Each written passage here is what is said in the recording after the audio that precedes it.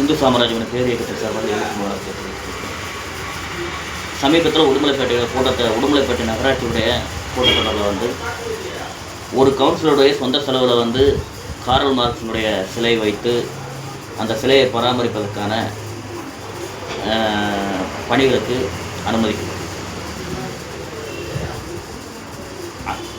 தொடர்ந்து உடுமலைப்பேட்டையிலே உடுமலை மக்களுக்கு எத்தனையோ இன்னல்கள் இருக்கிறது. அந்த இன்னல்களை கலைந்தெறிவதற்கோ அவர்களுடைய அடிப்படை வசதிகளை பூர்த்தி செய்வதற்கோ நகரமன்ற கூட்டத்தொடர்களில் முக்கிய முடிவுகள் எடுப்பதாக இதுவரை தெரியவில்லை.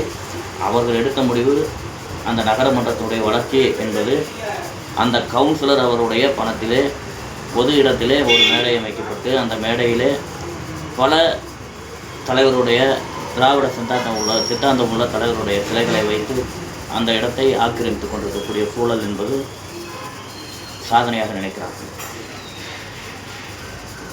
மக்களோடு பயணிக்கக்கூடிய கவுன்சிலர்கள் அந்த சிலைகளை வைப்பதை மட்டுமே சாதனையாக நினைப்பது வேதனையாக.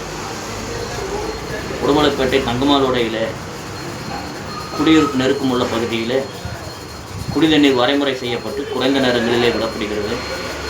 அதனால் அங்கு இருக்கக்கூடிய மக்களுக்கு தண்ணீர் கிடைப்பது சிரமமாக இருக்கிறது. அவர்களுக்கு குடிநீர் தேவைக்காக உடனடியாக அப்பகுதியிலே போர் அமைத்து அந்த தண்ணீரை தரக்கூடிய பணிகளை அங்கு இருக்கக்கூடிய கவுன்சிலர் கூட்டத்தொடர்களில் சொல்ல வேண்டும், வலியுறுத்த வேண்டும். அது மட்டுமல்ல, உடுமலைப்பேட்டையினுடைய நகரப்புறத்திலே உள்ள அனைத்து ரோடுகளுமே முழுக்க பகல் நேரங்களில் பயங்கரமான நெரிசலாக காணப்படுகிறது.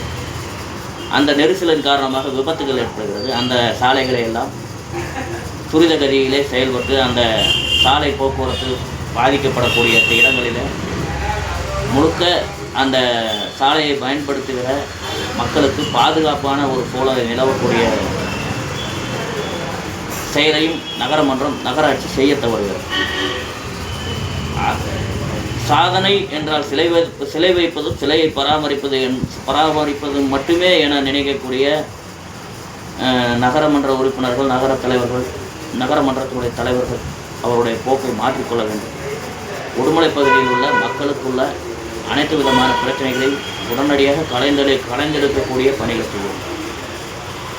அப்படி செய்யுகிற பொழுதுதான் வருகிற உள்ளாட்சி தேர்தலில் கவுன்சிலர்கள் உங்கள் கட்சிக்கு கிடைப்பார்கள் என்பதையும் மனதிலே வைத்துக் கொள்ள வேண்டும். சிலைகளை வைப்பதை சாதனையாக நினைத்து உச்சநீதிமன்றத்துடைய தீர்ப்புக்கு எதிராக பல இடங்களிலே சிலை வைத்து அதை ஆக்கிரமிப்பு செய்வதை விடுத்துவிட்டு நகராட்சிக்கு சொந்தமான ஏதோ ஒரு ஒதுக்குப்புறத்தை ஒதுக்கி அந்த ஒதுக்குப்புறத்திலே தலைவர்களுடைய சிலைகளை வைக்க வேண்டும்.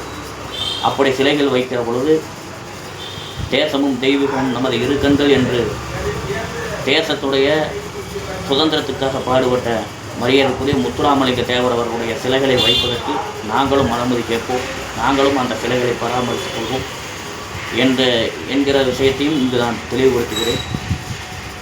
முதலில் மக்களுடைய அடிப்படை தேவைகளை உடனடியாக பூர்த்தி செய்யக்கூடிய நகரமன்ற உறுப்பினர்கள் கூடிய பணிகளை நகரமன்ற உறுப்பினர்கள் செய்ய வேண்டும் என்பது இந்து சாம்ராஜ்யம் வலியுறுத்தும்.